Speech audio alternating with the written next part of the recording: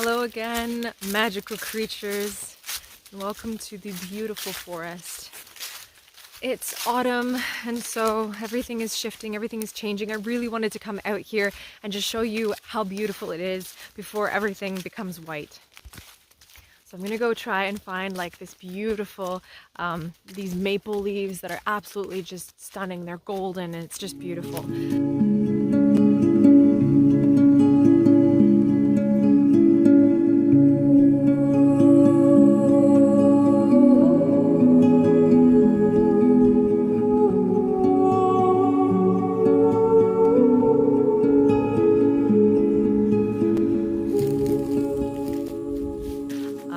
I haven't posted in a while, and it's not like this is a vlog or anything, but I feel bad when I can't post, and it's been really challenging. I've been going through a lot. We've been really busy here. I've been living a really unconventional lifestyle for the past, well, my whole life, actually. I currently barely have enough space to live. I live in a very, very small, tiny home with my partner. It's 100 square feet and it's barely enough space for both of us.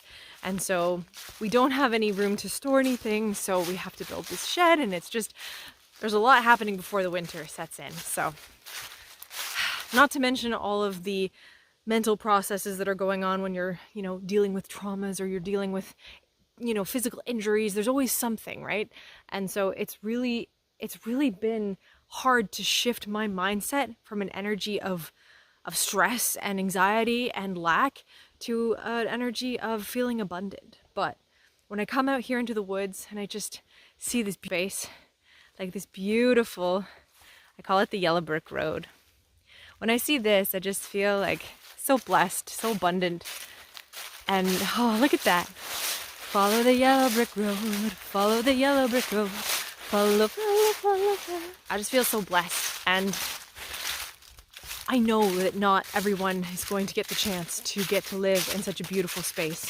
And I know that for so many people, if they got to live here, they'd be like, what do you have to complain about? What do you have to stress or worry about? And there's a lot of things, like being able to live here, you have to be able to afford to live here. There's all this forest management that you have to do. You have to be really connected to the land. There's always things to do. Look at this beautiful space. See, like this alone right here is a maple stand. All of these maples, they're about maybe 20 years, 15 years old, some of them. And one day this is going to be a sugar shack. So it's about, working with the woods and to turning this forest into something that can produce and support us one day. So it's all very interconnected. And I realized the leaves would make it really impossible to be able to hear anything I say. So I'm gonna move back here to where there's less leaves, but just look how beautiful it is. We all go through challenges. We all go through heartaches. We all love and lose things that are important to us. And I'm just learning about the ability to shift in my own life. I wake up some mornings and there's just these negative thought patterns that replay again and again and again and again. And I don't know if you have that, but it's really debilitating, and it doesn't even feel like you're in control at all. It feels as though your mind is almost possessed and you're being taken over by these like old programs that you don't even necessarily believe, but for some reason they just keep playing. It's like you don't prefer these things, and yet they're still there, trapped inside your mind. And so I often would feel like I was in a spider web, and I'm like, get me out, get me out. I don't want to like think about these things. But by looking at them, by writing about them, by journaling about them, I'm actually realizing that they're leaving. By trying to process them. It's like when you have maybe tasks that are coming in, if you work at like, say, like Subway, for example, and all these orders are coming in and you have to make these sandwiches and you're like, I don't want to. They're just going to keep piling up, right? If you actually take the time to make the sandwiches, then they're going to go away and down the line. So I know it's a really, really weird example, but it's true. If you just examine them and you see like, okay, what's in this?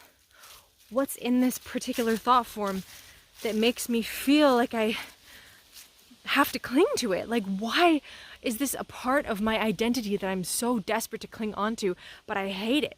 Like, for example, if you're like, oh, like, you wake up in the morning and you're like, here we go again, another day where I didn't get any orders, or I feel like crap and I have to go to work again. Like, the universe is going to keep responding to that and reflecting back to you exactly how you're feeling emotionally. So it's like a mirror, literally. If you look in the mirror and you're like, come on, face, like, stop frowning, you have to be the one that changes the frown. You can't expect the reflection to change if you don't change. And that's how reality is. You have to actually change the thoughts inside your head to be able to change what you perceive in the external world. But again, if you react the same way to the exact same stimuli, if you react the same way, like say something happens to you, like someone says something really cruel to you, and normally you would respond and say, like, you're such a, like, why would you say that about me? Like, everyone's always out to hurt me. Like, I'm a victim, you know, like, that's how you would maybe respond normally. But if you really want to attract the reality where you're in control and you're powerful and you're independent, well, then you're not going to act that way, right? You're not going to react in the same way that you would. You'd be like, oh, okay. And you would just move on. It wouldn't faze you. It wouldn't bother you because you wouldn't be that person. So sometimes what I like to do is I like to, like, imagine my life, like, on a video screen, like how it is right now. And then I imagine how I want my life to be, and I kind of, like, pause the screen, and I just, like, I put another screen on, and I, like, imagine what I want my life to be. And then you compare the two, and you're like, how does my life look now, and how does my life look in the future, and how do I behave differently? What's the difference, right? There might be some things that are the same, like maybe you still have the same pet, or you still have the same house, but maybe your job is different, maybe your partner is different, you know, like maybe you look different, maybe you're wearing different clothes, you know, like it's all about shifting into the reality that you want to be in. And so I've been in a really great reality for the past bit. It's been stressful, it's been hard, but I've been feeling very positive about it. You know, in the past I might have been overwhelmed and broken down, and I would have freaked out, but all these things that are happening to me, all of these different sandwiches that are coming down the line, I'm just like, okay, I gotta do this one, I gotta do this one, I gotta do this one, and I'm just focused. I'm like, okay, I can do this, I can do this. I'm just accepting that, yes, I'm in chaos right now, but I know that the break is going to come, and I know that I'm going to get to relax. It's about just accepting the thing, bringing it in, accepting the thing, bringing it in, and knowing that you're going to move through this, knowing that this isn't going to be how it is forever. And also, I've been really going through a lot emotionally because I've been working on a memoir. And, you know, some people by the age of 33, they've gone through a lot in their life. And I haven't really talked about it on this channel yet, and I'm going to get into details about it. But I suffered from almost 20 years of abuse, manipulative, psychological, narcissistic abuse. And for 6 of those years, it was sexual abuse, childhood sexual abuse. And so when you're growing your identity as a being, when you're a young being, you're like a sponge, right? You take in every single thing. And you also idolize adults too, right? You see these adults and you're like, oh, these are like kings and queens. Like, I mean, sometimes you're like, what is wrong with you? But sometimes you really admire them and look up to them. And this memoir that I'm going to write about is about how you can go from trusting someone completely and giving yourself to them utterly, and then having them betray you in the harshest, most tragic kind of way. I was groomed by my best friend's dad, but also my mom's best friend too. He was a very close family friend, and I was groomed by him. At the age of 8 it started, and he waited until I was about 16 to start the sexual stuff, but through those formative years he was like a father to me. And then it all shifted. He talked to me about having past lives together. He was my art teacher. You know, he was like a confidant, like a mentor. Like, I talked to him about everything and anything. So someone who I actually thought was a friend, someone who I thought was like a parent to me, took that trust and abused it so deeply. So I do at some point want to talk about that, but I'm just letting you know that there's going to be a lot of really, authentic truths and deep emotional outpourings on this particular channel. So if you're not into that,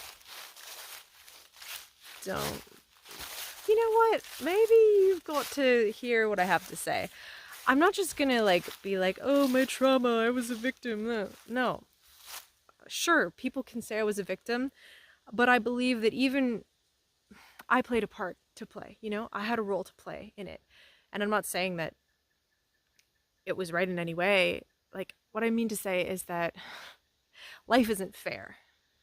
Life is not fair. We can't expect it to be fair, but we can try to learn from mistakes. We can try to learn from these things and impart wisdom to others and share it with others. So what I really want to do is to be able to share my experiences, not only just from that abuse that I experienced, but from, leaving my whole life and everything I knew to live on a sailboat, from having my body literally physically impaired. I was unable to move.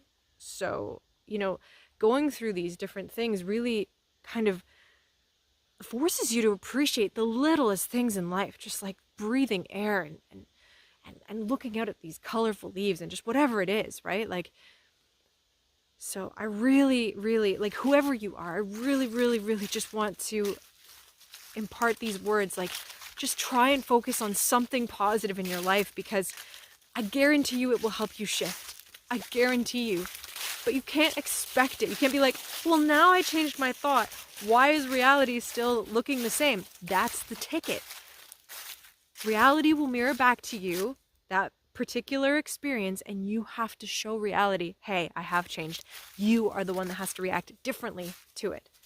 So that's sort of how it works, I think. I'm still learning all these different things too, but I just, abundance comes in all kinds of different ways. It comes in the form of wealth, yes, but it can come in the form of, companions. And there's my little abundance right there. Just having enough food to eat, being healthy, having experiences that you get to have. I don't have necessarily a lot of money right now, but I have all this beautiful, beautiful land that I get to experience. And that's worth everything. That's worth everything. Maybe one day I won't get to experience being in the forest or even breathing fresh air, who knows, but I just know that there's always something to be grateful for. And if you're trapped in a depressive episode, know that it's going to pass. Know that you can get the help that you need. I spend plenty of time talking to different AIs to try to help me, because I don't necessarily work with therapists in a very good way, because a lot of the time they think I'm crazy, which is fair. Maybe I am, but it takes everyone to make the world go round. So whoever you are, wherever you are, I'm sending you love. And I'm sorry that I haven't posted much lately, but I've been so busy that I literally have no time to even pick up my phone to film. Until now. I literally am supposed to be putting away all of the stuff for winter. I'm out here talking to you, but it's because I know that no matter what you're going through, you can make it through. You can leave that old negative mindset behind. And you do that by just taking a moment to be grateful for something, anything. Putting on your favorite tunes is always helpful, I find.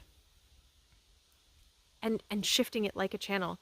Just pretend that you are a radio, and you just shift the frequency from feeling like I'm a piece of crap, I'm a piece of garbage, to I can do this. I am a God being, and I can actually do this. Fill yourself with that energy. Pretend. Please play pretend. Pretend like when you were a kid. Just pretend to be like a wizard or something. A wizard who is capable of doing and accomplishing anything of the dreams. Just pretend for a little bit.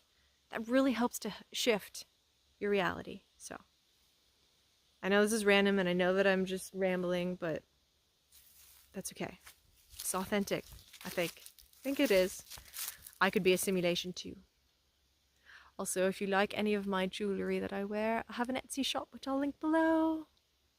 and I hope to talk to you again soon before the snow falls.